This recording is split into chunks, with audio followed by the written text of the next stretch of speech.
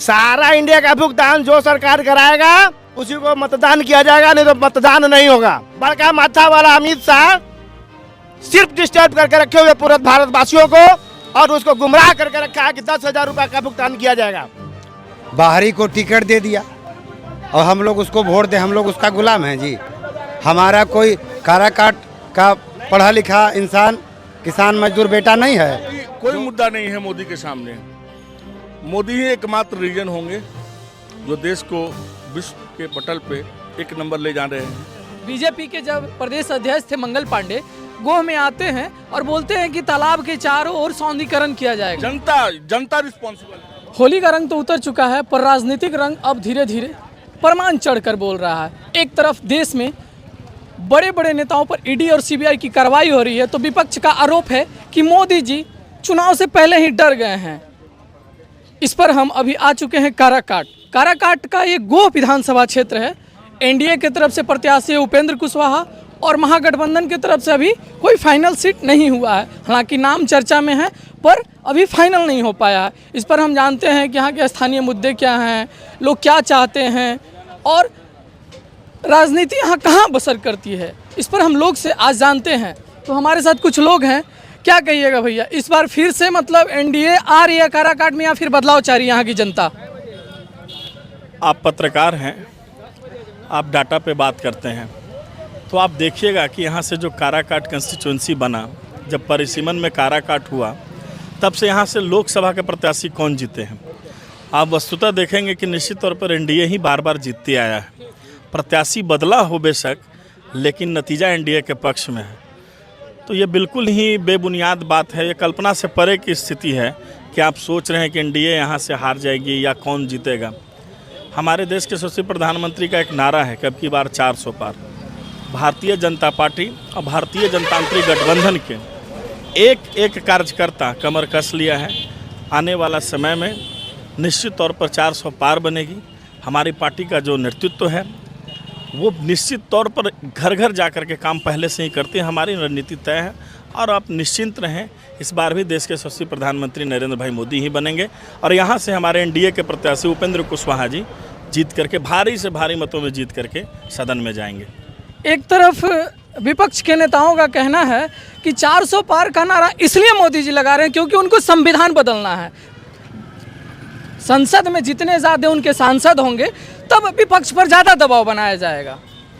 मैं ऐसा तो नहीं मान सकता हूं कि नरेंद्र भाई मोदी ने संविधान के कोई विरुद्ध कार्य किया हो। रही बात संविधान में संशोधन की, बदलने की बात तो हो ही नहीं सकती है। संविधान में समय समय पर संशोधन होते रहा है और आवश्यकता पड़ेगा संशोधन करने का तो किया जाएगा। अभी कुछ दिन पहले ही इंटरव्यू में अमित शाह जी से पूछा गया कि हेमंता बिस्वा शर्मा जी करप्ट हैं कि नहीं, तो उन्होंने कहा कि भाई ऐसा सवाल नहीं पूछते हैं। पत्रकारों के सवाल उन्होंने टाल दिए।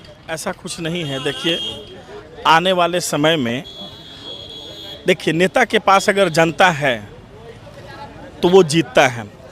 देश के पास नेता है तो देश का निर्माण होता है। बीजेपी को तो वॉशिंग मशीन के जैसे शब्द, बड़े बड़े शब्दों से नवाजी जाती है। आप एक बात बताइए, आपके पास कोई मुद्दा ही नहीं है तो आप विपक्ष के नाते कुछ न कुछ विषय बिंदु रखते हो। एक देश में नेता है, अभी भी अपने आप को युवा समझता है, लेकिन पूरा राष्ट्र उसको पप्पू समझता है। जब देश में यहाँ लोकतंत्र, यहाँ लोकसभा को चुनाव है तो परिक्रमा करता है, घूमता है। जिस समय सीट पे बात करनी चाहिए ना, उस समय वो घूमते हैं। ये मेरा एक सुझाव भी है उनके लिए।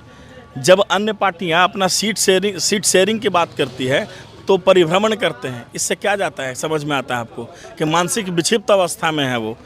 जहाँ पर कोर कमेटी के बैठक करके निर्णय करना चाहिए तो विक्षिप्त अवस्था में घूमते हैं पागलों की तरह, अनायास इधर उधर घूमते रहते हैं। उससे कुछ फर्क नहीं पड़ना है।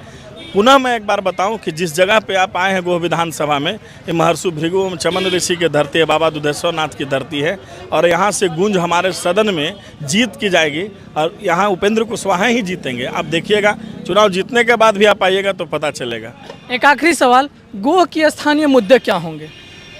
स्थानीय मुद्दे तो हर समय रहते हैं। जैसे गोह में पर्यटन का बहुत बड़ा काम है, उस पर भी काम करना चाहिए। जैसे देवकुंड धाम है, अभी इस बार सरकार ने देवकुंड महोत्सव मनाया है। हमारे यहाँ महर्षि भृगु और चमन ऋषि की तपस्थली है, उस पर भी काम है। कई इशू हैं यहाँ पर। स्पोर्ट्स के लिए बड़ा ग्राउंड नहीं है, बड़ा लेवल पे काम नहीं है, उस पे है। एक तालाब है वहाँ पर, उसका सौंदर्यीकरण है। तो इस तरह से कई हैं, शिक्षा की भी बातें हैं। यहाँ कॉलेजेज और चाहिए, केंद्रीय विद्यालय हो, ITI हो, ITI तो है भी, और भी पॉलिटेक्निक हो, बहुत तरह के हैं इशू तो आते ही रहते हैं। तालाब का आपने जिक्र किया, जब मंगल पांडे प्रदेश अध्यक्ष थे वो यहाँ आए थे, बोले थे कि तालाब को चारों तरफ से सौंदर्यीकरण किया जाएगा। ठीक है, लेकिन देखा जाता है कि तालाब के चारों तरफ मतलब गंदगी ही गंदगी है, उस पर क्या कहिएगा? देखिए, विषय बिंदु तो थी वो, कई स्थानीय मुद्दे भी होते हैं जिस कारण भी समस्याएं उत्पन्न होती है, लेकिन फिर भी जनप्रतिनिधि कोई भी हो, कई जनप्रतिनिधियों ने तालाब के सौंदर्यीकरण करने में अपना योगदान दिया है। आप जाकर के वहाँ पढ़ भी सकते हैं। आने वाला समय में और भी वहाँ बेहतर कार्य होगा, निश्चित तौर पर बढ़िया ही होगा। चलिए, इस पर बात करने के लिए, और हम इस बार काराकाट के लोकसभा की जनता किसके साथ जाना चाहेगी, महागठबंधन या NDA?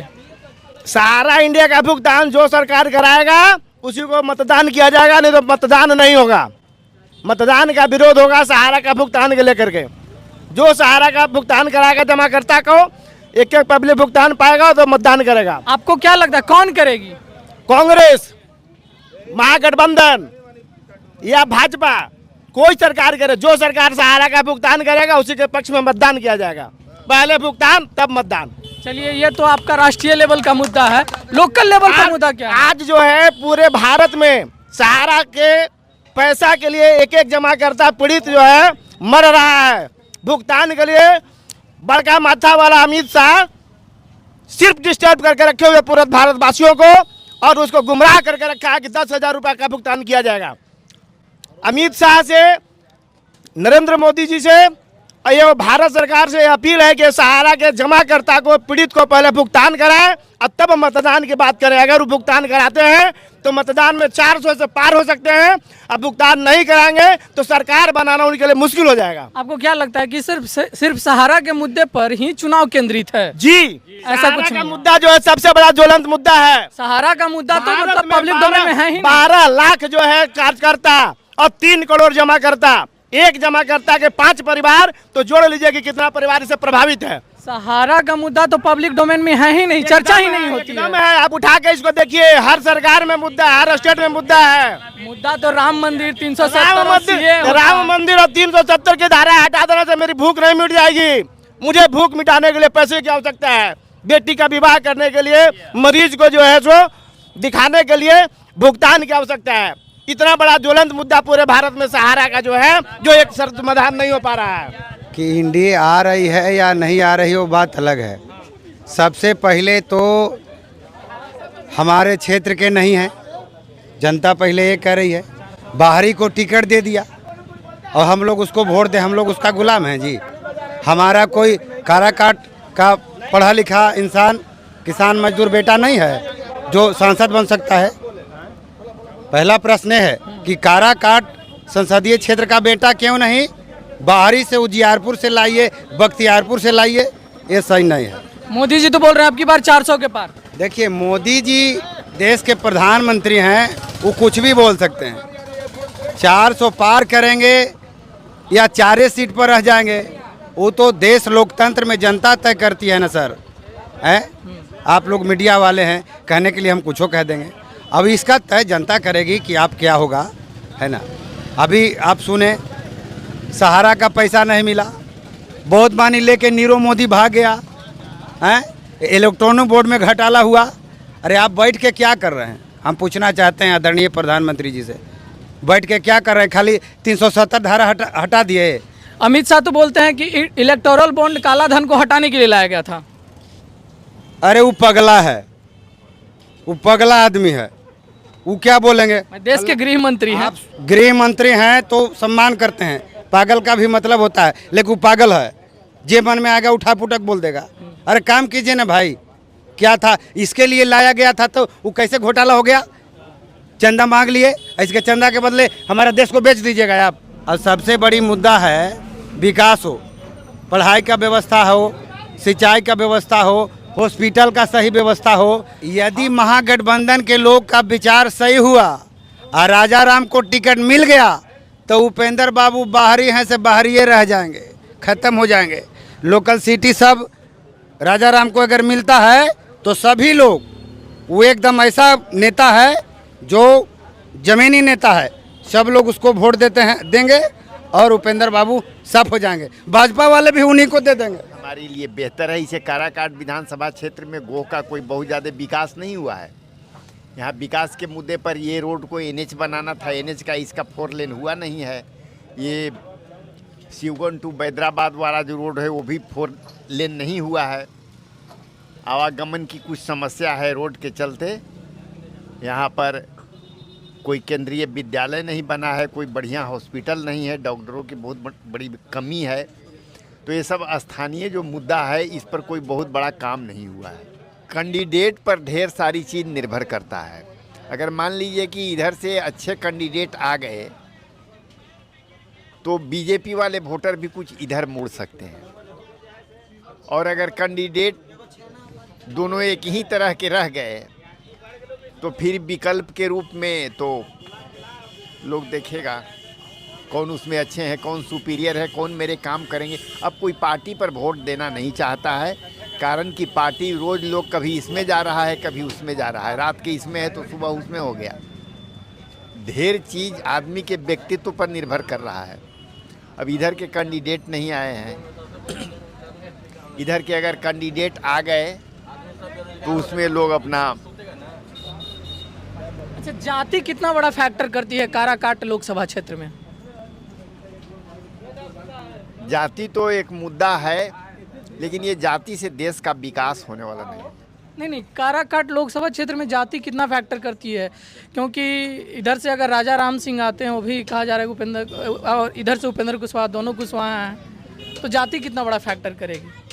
तो फिर चुनाव एनडीए और महागठबंधन के चेहरा पर ही होगी, उसके पक्ष में ही होगी। मतलब दोनों तो कुशवाहा ही हैं। अब दोनों कुशवाहा है तो आपको वोट तो कुशवाहे के देना है, चाहे इधर दीजिए या उधर दीजिए। फिर तो फैक्टर ख़त्म हो जाता है, फिर व्यक्तित्व पर आ जाता है और देश का मुद्दा भी कुछ रहेगा। मान लीजिए कि आप 5 को सीटें जीत के जाइएगा तो आप प्रधानमंत्री नहीं बन सकते हैं। प्रधानमंत्री बनने के लिए तो जो 543 पर लड़ेगा वही ना है। अब आप 5 को सीटें पर लड़ रहे हैं तो प्रधानमंत्री आपको जो बनिएगा वो भी जनता देखेगा। पूरी तरह से एनडीए की ज़बरदस्त जीत होने जा रही है। क्या बताइए रीज़न, आपके स्थानीय मुद्दे क्या हैं जिस पर आप एनडीए को वोट करना चाहेंगे या काराकाट लोकसभा के क्षेत्र की जनता वोट करेगी? मोदी कोई मुद्दा नहीं है मोदी के सामने। मोदी ही एकमात्र रीजन होंगे जो देश को विश्व के पटल पे 1 नंबर ले जा रहे हैं। उसमें वो सफलता प्राप्त कर लिए हैं और यही एक मुद्दा है। बाकी जितने भी बेसिक जो हमारे मुद्दे हैं सबका सॉल्यूशन निकल चुका है। बस हो गया। अच्छा, आप ऊपर की बात कर रहे हैं, राष्ट्रीय लेवल की बात कर रहे हैं, आपको स्थानीय मुद्दे दिखाई नहीं देते? नहीं, स्थानीय मुद्दे जो भी थे उनको हमारे वो अभी जो वर्तमान कैंडिडेट हैं उपेंद्र कुशवाहा जी, वो कुछ मुद्दे रह गए हैं, उनको सॉल्व कर लिया जाएगा। कब तक? 2014 में वो जीत के आते हैं, गो जस का तस दिख रहा है। गो विधानसभा ये क्षेत्र है काराकाट क्या का। चाहिए आपको? आप बीजेपी के जब प्रदेश अध्यक्ष थे मंगल पांडे, एक सेकंड पहले सवाल पूरा। बीजेपी के जब कैंडिडेट थे मंगल पांडे, बीजेपी के जब प्रदेश अध्यक्ष थे मंगल पांडे, गोह में आते हैं और बोलते हैं कि तालाब के चारों ओर सौंदर्यीकरण किया जाएगा। गया है। नहीं, अभी भी गंदगी वहीं वैसे ही की वैसी। जनता रिस्पॉन्सिबल है, नेता रिस्पॉन्सिबल। अभी वहाँ कुछ लोगों से बात कर रहे थे, बोल रहे थे कि तालाब राजनीति का भेंट चढ़ गया। तालाब के सौंदर्यीकरण के जहाँ तक बात है गोह के, ये मुखिया से लेके वार्ड से उनके जो रिस्पॉन्सिबल जो वार्ड हुए उनके अंतर्गत से लेके सांसद तक का ये रिस्पॉन्सिबिलिटी बिल्कुल बनता है। लेकिन जनता का रिस्पॉन्सिबिलिटी सबसे ज़्यादा है। वहाँ पे लोग गांजा पीते हैं, वहाँ पे लोग शौचालय उसको बना लिए हैं, सारा गोह का गंदगी उधर बाजार का सब वहीं जाता है। तो सांसद या कोई मुखिया आके खड़ा नहीं रहेगा ना, प्रशासनिक वैसा कुछ नहीं ना है। तो जनता जिम्मेदार है। जहाँ तक सौंदर्यीकरण की बात है, मुखिया शायद अभी वो काम किए हैं, लेकिन हम मेरे नज़र में जनता ही रिस्पॉन्सिबल है इसके लिए।